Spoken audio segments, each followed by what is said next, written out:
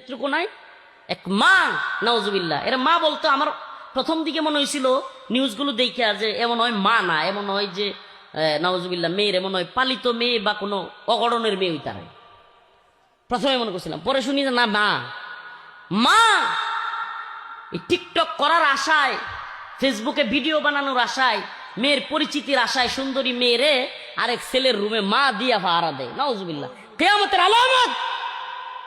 এর চাইতে ন্যাক্কারজনক পৃথিবীতে আর কিছু হইতে পারে না। আপনি কল্পনা করতে পারেন, মা তার মেয়েকে আরেক ছেলেরে দিয়া রুমে ঢুকায়া সে পাহারা দিচ্ছে। কিয়ামতের আলামতের সে বড় আর কিছু হইতে পারে? আল্লাহ তাআলা এদেরকে হেদায়েত দান করুক।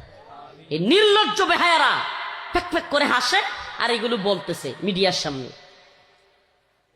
প্রিয় ভাইয়েরা আমার, বন্ধুগণ আমার, আমি দায়টা এক পক্ষকে দিচ্ছি না, অনেকে মনে করবেন এক পক্ষ, কিন্তু এই মা কতটা নিচে নামছে এই জন্য কথাটা বললাম।